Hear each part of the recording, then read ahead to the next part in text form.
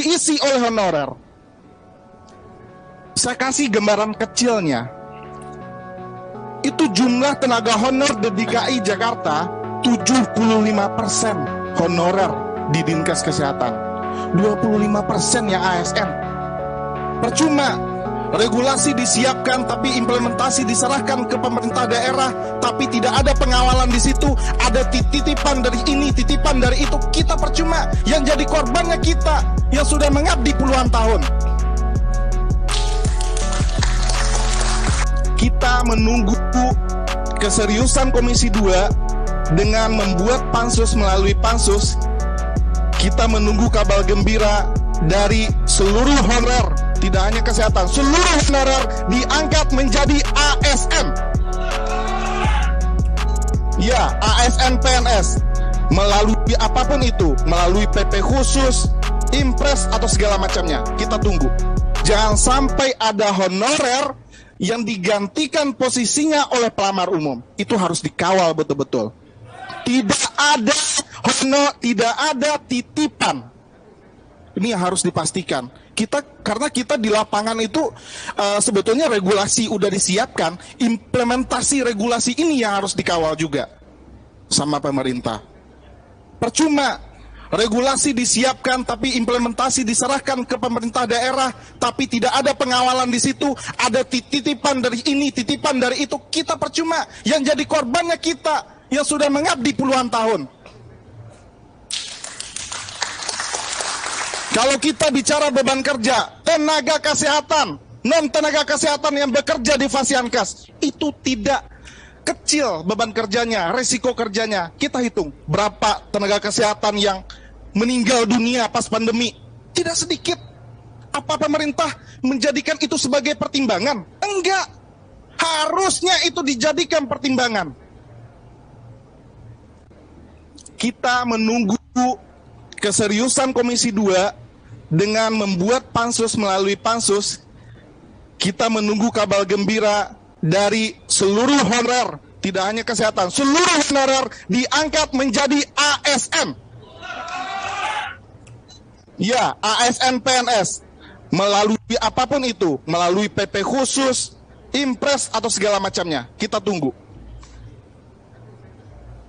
Karena kita betul-betul berharap tidak adanya data-data siluman yang sudah didata oleh kalau di Kementerian Kesehatan melalui SI SDMK, tidak ada data-data siluman.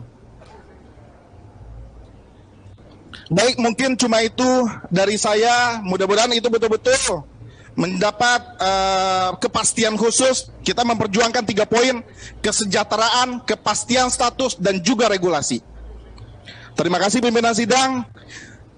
Mudah-mudahan ini betul-betul terakomodasi dengan baik, dikawal dengan baik, dan tidak hanya menjadi janji-janji politik. Kita menungguin kepastiannya. Terima kasih. Saya ucapkan sekali lagi pimpinan sidang.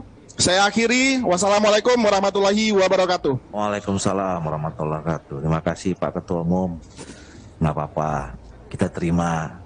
Ya, dan kami mengucapkan terima kasih atas sama DPR, Komisi 2 kepada tenaga honorer kesehatan yang selama ini berjuang mati-matian memperjuangkan Indonesia lepas dari COVID. Tepuk tangan buat mereka semua.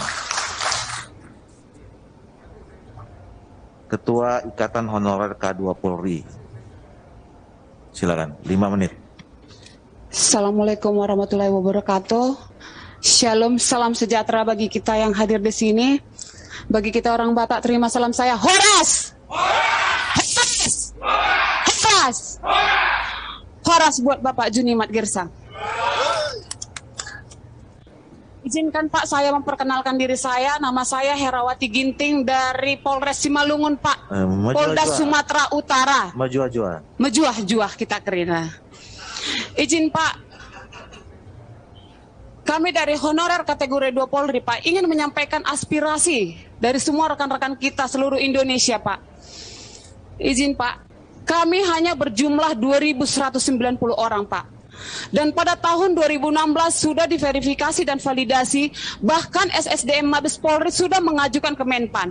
Hingga saat ini Pak, Menpan tidak ada tindak lanjutnya Pak. Mohon Pak, suratnya ada Pak, dengan nomor B6328 bulan 12 tahun 2016. Sampai saat ini Pak tidak ditindaklanjuti. Sementara di surat Pak sudah dibuat untuk anggaran tahun 2017, 18, 19 untuk CPNS, tapi sampai saat ini Pak kami tetap PHL atau honorer kategori 2. Dan saat ini Pak bahkan dikeluarkan PP yang dilakukan untuk pemetaan Pak.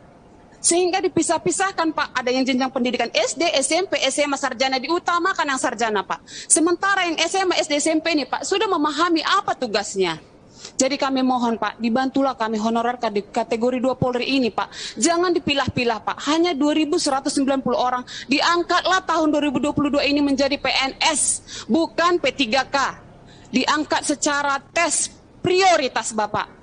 Jadi Bapak kami mohon kepada Bapak Dewan Komisi 2, bantulah kami Bapak memperjuangkan nasib kami. Sehingga kami tidak sia-sia datang ke Jakarta Bapak dengan dana partisipasi rekan-rekan kami Pak 50.000 per orang agar kami sampai ke tempat ini. Dan kami juga berterima kasih Bapak buat Bapak Junimat yang sudah bersedia menerima kami hadir kemarin itu Pak di Dapil. Sudah kami serahkan semua data-data itu Pak. Demikian Bapak, mohon perjuangkan nasib kami Bapak. Hanya 2.190 orang. Terima kasih. Terima kasih Ibu Ketua Ikatan Honorer. Selanjutnya Ketua Forum Tenaga Pemadam Kebakaran Kabupaten Tegal. Bismillahirrahmanirrahim. Assalamualaikum warahmatullahi wabarakatuh. Asyhadu an la ilaha illallah wa asyhadu anna Muhammadar Rasulullah. Allahumma shalli ala sayyidina wa maulana Muhammad.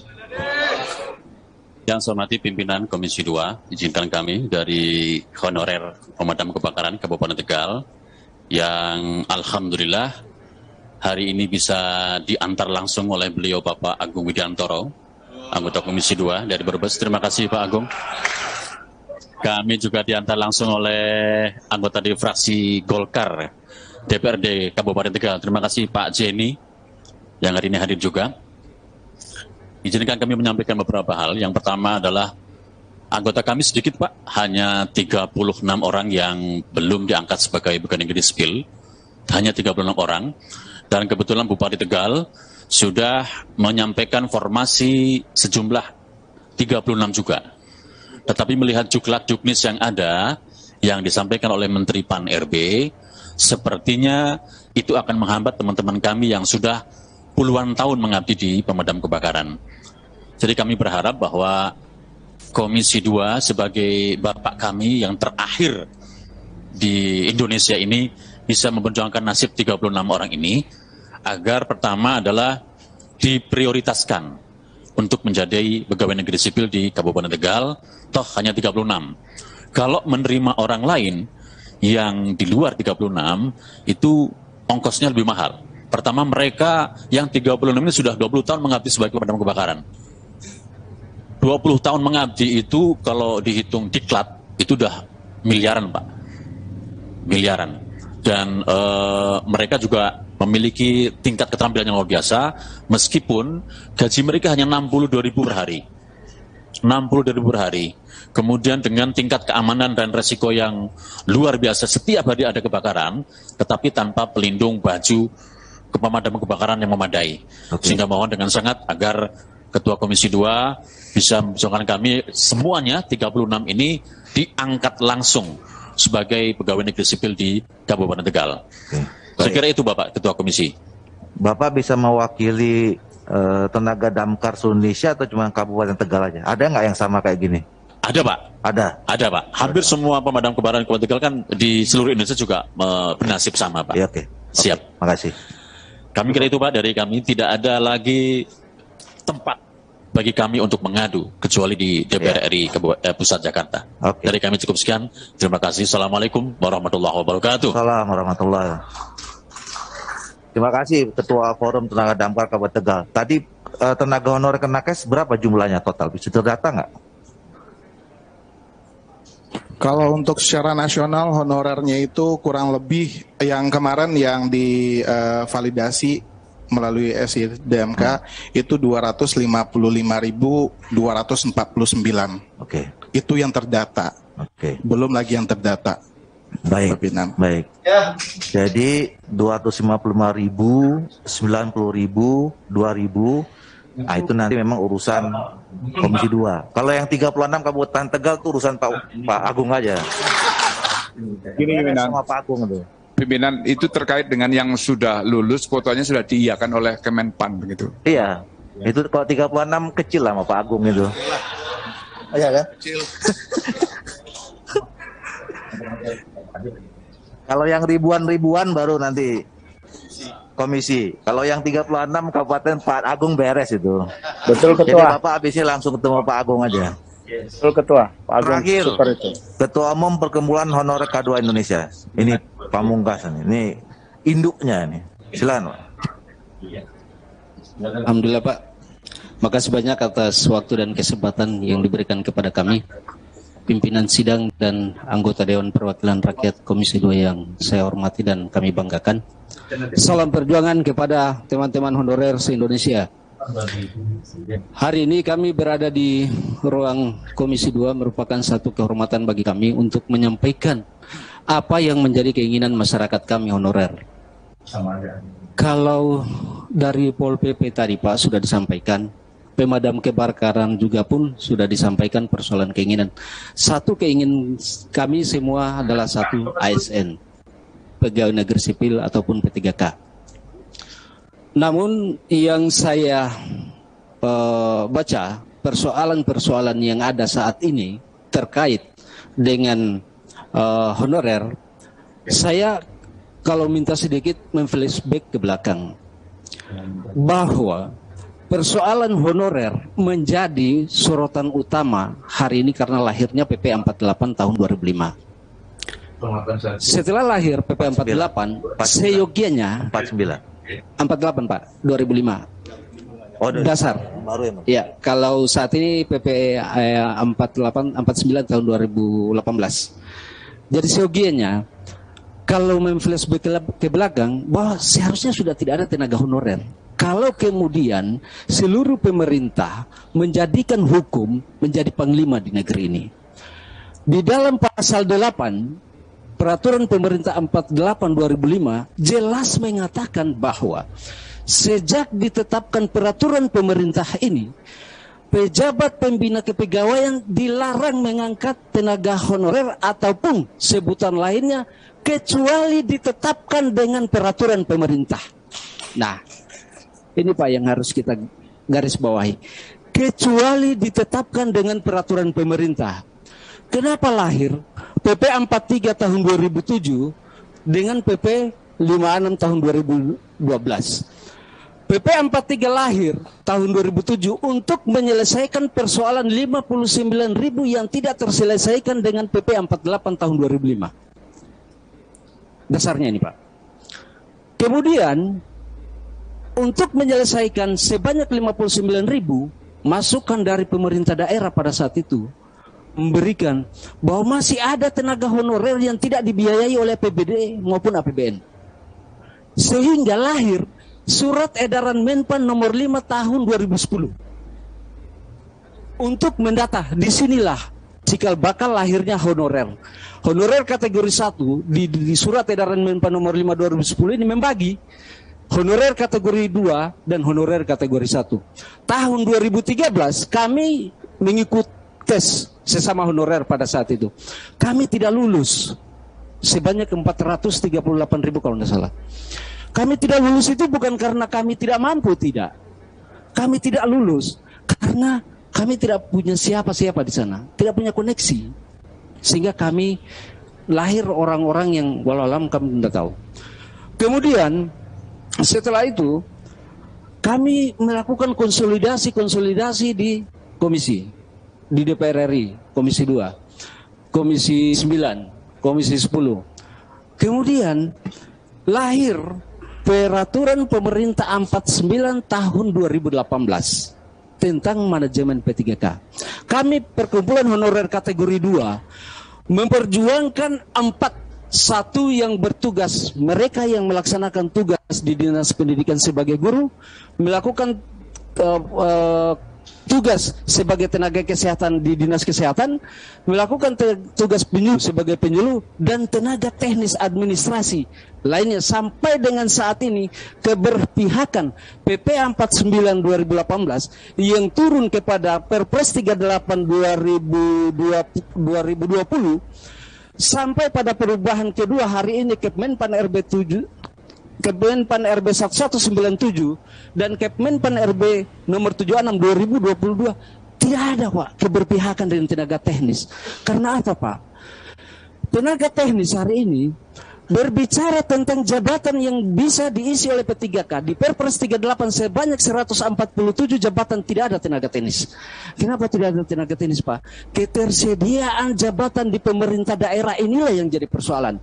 Karena yang amanah dari Perpres 38 Kemenpan RB 1197 maupun 76 itu mengisyaratkan semua jabatan fungsional. Nah, kondisi hari ini 98% di instansi pemerintah daerah adalah jabatan struktural. Nah, inilah yang menjadi persoalan. Saya memenuhi persyaratan di PP 49 2018, setiap instansi pemerintah daerah dalam menyusun tingkat kebutuhan harus berdasarkan analisis jabatan dan beban kerja. Saya bersama Kepala BKD dengan Sekda menghadap Kemenpan yang kami bawa, Pak, analisis beban kerja yang kami bawa, tetapi jabatan struktural semua, sehingga tenaga teknis tidak diakomodir dalam penerimaan. Yang kedua, persoalan tenaga teknis sangat berhubungan dengan merit system. Merit system mengawinkan antara kompetensi, jabatan, dan kualifikasi. Nah, kondisi hari ini adalah tenaga teknis dari Sabang sampai Merauke, jabatan untuk kualifikasi tingkat pendidikan adalah SMA. Bahkan ada yang SMP, Pak. Bahkan ada SMP. Diploma 3 banyak. Dan guru hari ini, Pak, ada rekan-rekan kami yang masih menjabat pendidikan SMA, bahkan masih ada yang diminta untuk mengajar. Diploma 2 juga mengajar. Diploma 3 juga mengajar. Nah, mungkin lewat kegiatan hari ini yang sidang hari ini, kami sangat berharap di pundak Bapak-bapak, kami menitipkan harapan kami, menitipkan apa yang menjadi keinginan kami untuk diselesaikan menjadi ASN. Itu adalah tugas kami sebagai forum untuk mewakili teman-teman semua. Mungkin itu saja yang kami sampaikan. Billahi taufiq wal hidayah. Assalamualaikum warahmatullahi wabarakatuh. Waalaikumsalam warahmatullahi wabarakatuh. Pimpinan mohon izin instruksi pimpinan.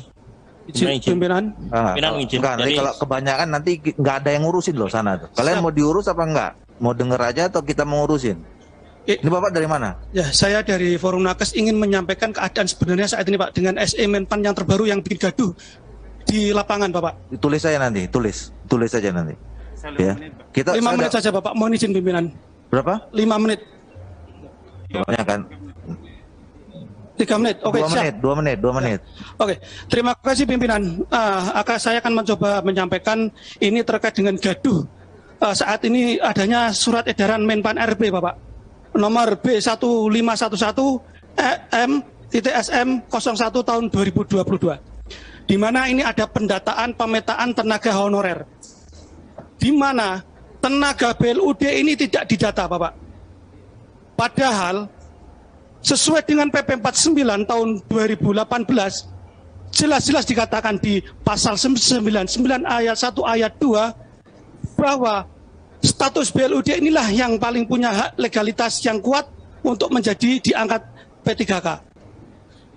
Mari coba kita tarik, Bapak. Mungkin Bapak-bapak di Komisi 2 ini yang membuat Undang-Undang ASN, Undang-Undang ASN nomor 5 tahun 2014.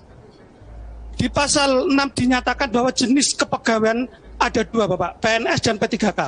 Tapi saat ini regulasi-regulasi yang muncul tumpang tindih. Kalau kata Pak Presiden, banyak aturan ini semakin ruwet. Nah, ini sedang diperagakan oleh Menpan RB. Pendataan sering kami terima untuk menyelesaikan pendataan. Kami mohon untuk pendataan ini harusnya dipegang atau di backup oleh BKN. Semua tenaga honorer ini didata oleh BKN, sehingga database-nya, datanya itu ada di BKN. Tinggal nanti mau diprioritaskan yang mana, tinggal ngambil data di BKN, Bapak. Saya ambil contoh. Ini real sedang ramai di lapangan, Bapak. Tentang SE Menpan ini. Oke. Ya, dan kami tenaga kesehatan itu banyak jenis sekali, Bapak. Ada tenaga sukarela, ada BLUD, ada penugasan khusus, ada TKS itu luar biasa di luar Jawa, terutama di Sumatera. Saat ini gaji tidak serapa, tapi ada kenaikan BBM, inflasi yang sangat tinggi, kebutuhan hidup sangat luar biasa. Oke. Kami berjuang melawan COVID tidak main-main. Jumlah ada ribuan teman-teman kami yang gugur. Apalagi penolakan-penolakan saat kami menangani COVID. Bapak mungkin sudah tahu seperti apa menjadi korban bullying di media. Baik, mungkin itu yang bisa saya sampaikan, Bapak. Terima kasih. Pimpinan 1 menit, pimpinan dari Banpol PP. Sama kan, aspirasinya sama pasti. Kita menambahkan untuk substansi hukumnya pimpinan dari Banpol PP. Udah paham nanti. Ya.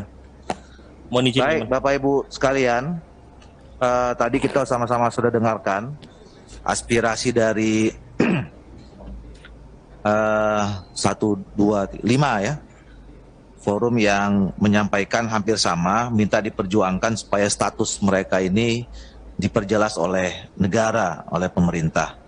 Nah, karena memang tadi saya sebutkan kita akan ada agenda jam 13, ini sudah lewat. Saya minta sebelum saya tutup, 3 orang lah yang mewakili dari Komisi 2, tapi nggak boleh lebih 5 menit ya Pak Gaus ya. Nanti kita nggak, pansusnya gagal nanti ini. Pak Junimat ya? Pak Junimat, waduh ini lebih dari 1 aja Pak Gaus. Kecuali 2 menit. Silakan. Yaudah Pak Junimat, Pak Gaus, Pak Mardani, Pak Muras, Pak Rifki sama Bu Dian. Ya, makasih Ketua. Assalamualaikum warahmatullahi wabarakatuh. Bapak Ibu sekalian, kami senang gembira bangga Bapak Ibu bisa berkunjung ke Komisi 2, ya ketemu dengan kami di sini dalam rangka untuk menyampaikan aspirasi. Kita akan membentuk pansus, bukan panja, Pak. Pansus untuk honorer. Kenapa demikian? Kita berkaca kepada undang-undang Otsus. Kalau di Papua sana, Pak, diputuskan di Komisi 2 itu, umur 40-45 bisa menjadi ASN, Pak. Nah, kita akan mengambil itu sebagai salah satu contoh nanti untuk para honorer ini. Ya. Kita tunggu dari pemerintah apakah anggaran mereka cukup, Pak. Sekarang kan masalahnya itu, Pak. Selalu bicara anggaran kita ini. Iya kan? Walaupun anggaran diketok di DPR, tapi kan eksekutornya itu pemerintah, Pak. Nah, ini, oleh karena itu Bapak Ibu sekalian, tolong kawal kami ya di Komisi 2, di pansus ini supaya bisa bekerja maksimal dalam rangka memperjuangkan hak-hak Bapak Ibu sekalian. Demikian, terima kasih Ketua. Pak Gaus, 2 menit. Siap pimpinan. Assalamualaikum warahmatullahi wabarakatuh. Saya langsung saja karena dibatasi oleh pimpinan untuk berbicara. Pertama, saya menyampaikan selamat datang kepada seluruh kawan-kawan yang menyampaikan aspirasinya kepada kami. Kedatangan Bapak Ibu adalah pada tempat yang tepat dan waktu yang pas. Kenapa demikian? Apa yang disampaikan oleh pimpinan tadi, sebelum Bapak-Bapak dan Ibu datang, kami sudah punya inisiatif untuk membuat pansus yang diinisiasi oleh Komisi 2 lintas komisi. Dan saya perlu ingatkan kepada Adinda yang Dinkes. Apa yang kalimat yang Adinda sampaikan kepada kami. Sebelum Adinda datang, apa yang disampaikan oleh Ketua Komisi tadi. Baru kami dilantik 1 Oktober, setelahnya itu langsung bicara tentang honorer. Jadi artinya yang ingin saya sampaikan adalah Walaupun pada hari ini Adinda menyampaikan aspirasinya, jangan kami yang meminta untuk disampaikan aspirasi. Yang sebetulnya adalah kami sudah melakukan, memperjuangkan terhadap aspirasi para honorer di seluruh Indonesia, bukan hanya dinas pendidikan, dinas kesehatan saja. Oleh karena itu, saya ingin sampaikan, insya Allah inisiatif yang dilakukan oleh Komisi 2 yang akan membentuk pansus yang akan dikoordinasi oleh Ketua DPR, mudah-mudahan aspirasi Bapak Ibu akan terwujud. Mudah-mudahan Allah. Barangkali demikian pimpinan. Terima kasih. Assalamualaikum warahmatullahi wabarakatuh. Waalaikumsalam warahmatullahi. Pak Gaus ini tadinya masih di Kolombia loh, pulang gara-gara mau terima bapak-bapak. Pak Mardhani. Kasih pimpinan. Bismillahirrahmanirrahim. Assalamualaikum warahmatullahi wabarakatuh. Alhamdulillah, Allahumma sholli ala Sayyidina Muhammad. Amma ba'd. Selamat siang dan salam sejahtera untuk kita semua. Tepuk tangan dulu buat pimpinan Komisi 2 ya. Terima kasih pimpinan, Pak Doli, Pak Junimart, dan teman-teman semua. Harus lebih sering kita menerima teman-teman dari masyarakat. Karena kadang-kadang apa yang di atas meja beda dengan apa yang ada di lapangan. Ya. Dan yang dirasakan tuh bukan yang di atas meja, tapi apa yang ada di lapangan. Ya. Karena itu sering-seringlah menyuarakan aspirasinya. Ya. Karena tempat ini memang tempatnya rakyat. Kami yang wakilnya, teman-teman adalah pemilik utama gedung ini. Ya. Terhadap aspirasi yang ada, dua saja saya usul pimpinan. Yang pertama, kita harus betul-betul memastikan sebelum November 2023 seluruh aspirasi kawan-kawan dapat dipenuhi oleh pemerintah. Ya. Pemerintah itu harus jadi ayah bagi anak-anaknya, ya. Kalau tadi ada anggaran, kalau saya pribadi anggaran IKN sama anggaran kereta cepat bisa kita alihkan untuk teman-teman semua. Itulah. Yang kedua perlu dibuat forum komunikasi dari semua teman-teman agar suaranya terus didengar dan terus bergaung sampai kepastian pengangkatan teman-teman dipenuhi. Terima kasih. Assalamualaikum warahmatullahi wabarakatuh. Waalaikumsalam warahmatullahi wabarakatuh. Tenaga honorer IKN penting juga.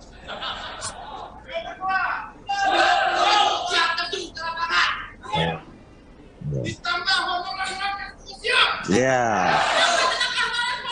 Ya. Tanggal 12 kita insya Allah akan turun di depan istana. Ya. Pak Muras. Terima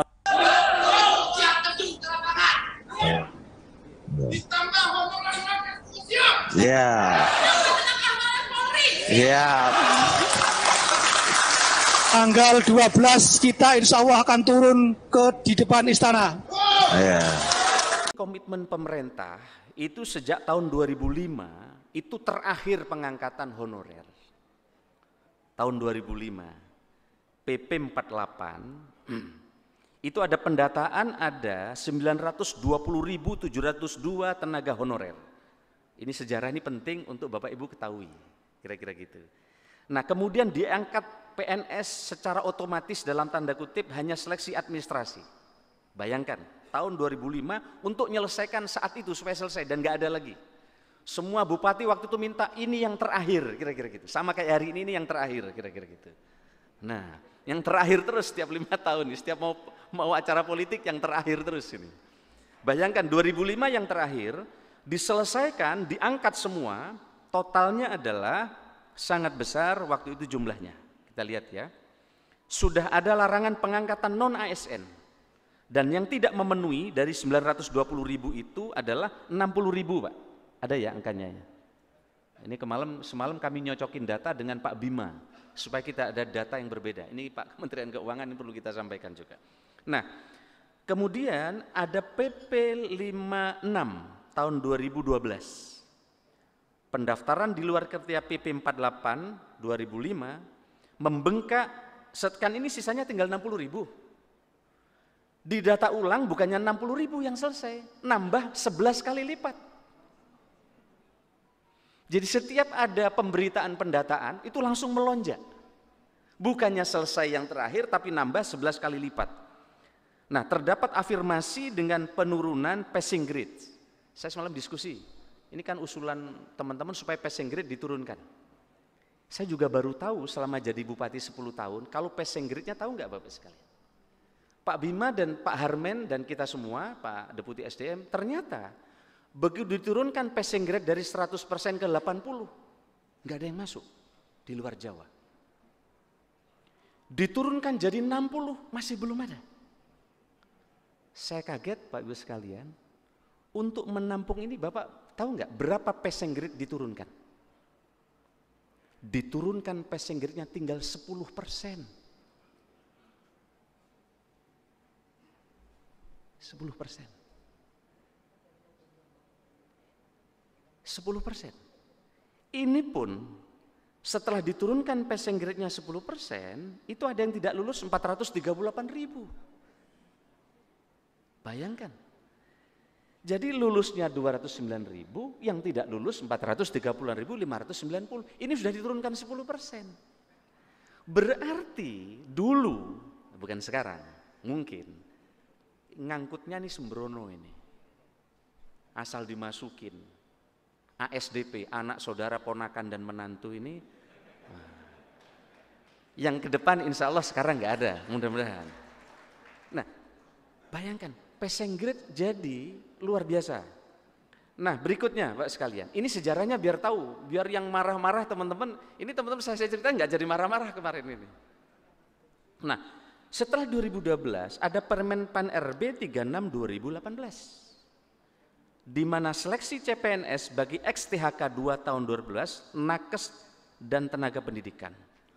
Lulus dari ex-THK 2 itu 6.812 dan sisa ex-THK 2 440.687. Dan di sini langsung juga dilarang ada non-ASN lagi, nggak boleh ngangkat honorer karena 2005 terakhir, ini 2018 maunya terakhir lagi.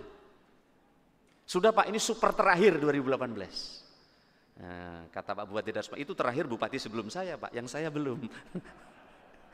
Nah, jadi walhasil nggak bisa terakhir terus ini. Nah terus gimana ke depan, kayak apa kompetisi kita? Bayangkan datanya gini, ini sudah passing grade diturunkan 10%. Saya semalam dikasih tahu Pak Bima, kaget-kaget saya. Oh ini saya sampaikan kepada teman-teman, termasuk Pak Zaki, saya sampaikan Pak Zaki. 10% Bu, Bupati Abu Tatu. Nah, 2018 sudah dibuat aturan, ya. Kemudian Permen Pan RB 2019 itu melakukan seleksi THK kedua itu lulus 30.361, sisa 410.000. Kemudian seleksi P3K bagi dosen dan tenaga pendidik di PTNB 2.854 dan penyuluh pertanian THL 11.590. Ini kita lihat ini. Nah, kemudian ada Permen Pan RB 27 2001, seleksi CPNS guru dan JF non guru. Kita lihat ini ya, info BKN itu per 10 September. Nah, jadi kemarin Pak Cahyo almarhum itu hanya mengirimkan surat kepada teman-teman, ngingetin loh ini. Mestinya transisi 5 tahun ini bisa berlangsung dengan baik, maka sebelum 2023 jalan, beliau kirim surat ke kita semua ngingetin. Ternyata teman-teman kaget merasa tidak tahu. Nah, hari ini proses ini kita ingin beritahu bahwa ternyata ada proses-proses seperti ini. Nah, Bapak sekalian kami hormati, ini ada sisa tenaga yang mesti kita beresin mestinya. Maka kemudian kita juga ingin data. Nah, ternyata setelah dikirim surat dan teman-teman mengirim data yang masuk, sampai per tadi malam saya kaget minta data ke BKN. Mestinya kan PR kita ini kan tinggal 400 ribuan ya Pak Hermen. PR kita yang akan kita beresin 410.000 orang. Ini tuntas sudah 5 tahun ini. Ternyata sampai tadi malam tiba-tiba data masuk baru dari para kepala daerah dan teman-teman 1.100.000. Waduh. Ini PR baru 1.100.000. Maka nanti di belakang kami akan sampaikan beberapa hal. Next kita lihat. Ini ya petanya nggih. Jadi teman-teman jadi paham ya, passing grade sudah diturunkan. Nah, kalau ini kita hanya ngangkat honorer semua, tidak ada formasi umum, kerepotan Bapak sendiri ke depan. Bapak tidak akan punya tenaga IT yang hebat untuk membantu visi misi Bapak. Bapak akan kesulitan bergerak cepat karena Bapak tidak temukan tenaga-tenaga teknologi yang Bapak perlukan. Kecuali honorer yang Bapak angkat memang sudah diseleksi. Waktu saya ngangkat honorer di Banyuwangi, kami seleksi di BKD Pak. Honorer pun kami seleksi pakai CAT di BKD. Yang rekomendasi teman-teman Dewan kita kasih tahu, ini loh yang kamu rekomendasi 10, yang masuk cuma 3. Nah, kita umumkan nilainya. Oh ternyata belum masuk, kita turunkan lagi kayak tadi sampai 80. Jadi honorer pun kita seleksi pakai CAT saya waktu di BKD. Mana Pak Sekda Banyuwangi? Ada tadi saya lihat. Nah itu Pak Sekda Banyuwangi. Nah, didatengin orang setiap hari, tapi ada hasil CAT-nya. Oh nggak cocok ternyata di sini. Nah, jadi meskipun honorer waktu itu kualitasnya relatif bisa dijaga, meskipun tidak bisa semuanya. Next, ini potret yang disampaikan oleh Pak Kepala BKN, hasil dari Bappenas. Coba Pak sekalian, teman-teman, setahun ada tenaga pendidikan yang sampaikan ke kami semalam dari Kepala BKN, 274.000 orang lulus FKIP ini, setahun. Kalau 5 tahun, bayangkan, berarti ada orang lulusan tenaga kependidikan lebih dari 1 juta. Dan ini kalau tidak ada formasi ASN, ini akan pengangguran sebagian. Terima kasih yang sudah subscribe. Bagi yang baru menemukan channel ini, like videonya, klik lonceng dan hidupkan notifikasinya. Jangan lupa di subscribe. Atau tidak ada formasi P3K yang nanti nempel ke Bapak ini. Wah, nempel ke sini supaya jadi honorer dan seterusnya. Tetapi sebagian juga mereka ini jadi tenaga terampil hebat yang 274.000. Tapi persentasenya kurang lebih 13%. Kira-kira gitu. Nah yang ekonomi banyak 234.000 setahun yang lulus. Berarti 5 tahun lebih dari 1 juta juga. Ada teknik 195.000, sosial 195.000, kesehatan 180.000 setahun. Ini di depan mata kita yang fresh, yang baru lulus. Sementara Bapak Ibu diminta menyelesaikan yang honorer tadi, yang rekrutmennya ada yang bagus, karena tidak semuanya enggak bagus. Banyak juga Bapak Ibu merangkat honorer yang anak-anak hebat, tapi tidak semuanya. Kira-kira ini. Hari ini saya ingin menyampaikan peta masalah. Saya langsung ngerutkan kening Pak Sarman. Berat amat jadi Menpan RB ini. Saya ini jadi si malakama ini. Nah, next. Ini kemarin sudah saya sampaikan, data dari BKN, ternyata problemnya bukan hanya SDM Bapak Ibu. Ternyata problemnya juga anggaran. Tadi Pak Deputi dari Kementerian Keuangan. Jadi teman-teman ini ngeluh semua ini Pak. Jadi ternyata ngangkat THL, ini Pak Sekda Banyuwangi lapor waktu zaman saya itu. Ngusulin banyak-banyak 4.000 orang. Disangkanya akan ada dana transfer Pak. Ternyata setelah diangkat 4.000 orang nggak tambah DAU-nya. Nah, akhirnya Pak Sekda Banyuwangi harus membayar ini 240 miliar gaji. Yang semestinya untuk membangun jalan digeser untuk biaya P3K. Betul nggak teman-teman? Karena dulu beranggapan akan dana transfer. Tapi sementara Ibu Menteri Keuangan juga punya pendapat. Ini kan di tempat sampean di daerah, ya udah bagi aja DAU yang ada. Tambah pening kepalanya. Nah, inilah saya kira Bapak Ibu nanti tim dari Kementerian Keuangan minimal diafirmasi. Maka muncul Pak beberapa pandangan teman-teman ke kami Pak staf ahli. Kemarin usul, Pak kalau memang nggak bisa semuanya dibayar Menteri Keuangan, yang urusan wajib saja disampaikan ke kami. Apa itu? Pendidikan dan kesehatan. Jadi berbagi, yang lain dibayar oleh Pemda, tapi pendidikan dan kesehatan karena urusan wajib itu dibayar oleh pusat. Itu baru usulan. Nah, baru usulan. Saya sendiri belum kami sampaikan ke Menteri Keuangan karena keuangan kita memang terbatas. Nah, kira-kira gitu. Nah, ternyata yang ketiga problemnya penyebaran. Jadi sudah diangkat oleh Bapak Ibu di luar Jawa, formasinya udah ada, dapat setahun minta pindah ke Jawa. Maka yang terjadi banyak formasi di daerah terpencil yang biasanya sudah disiapkan di tahun tertentu jadi kosong. Inilah PR kita semua sedang kami beresin dengan BKN supaya ini tidak terjadi lagi. Setuju Bapak sekalian ya? Ya, supaya dari daerah-daerah di desa-desa tidak pindah ke kota. Ini porsi pegawai pelaksana yang semakin besar, kita lihat teman-teman. Per 31 Maret angkanya 4261 seperti ini.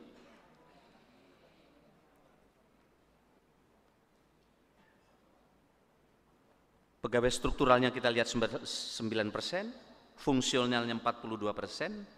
Pelaksananya 42%, fungsionalnya 49%.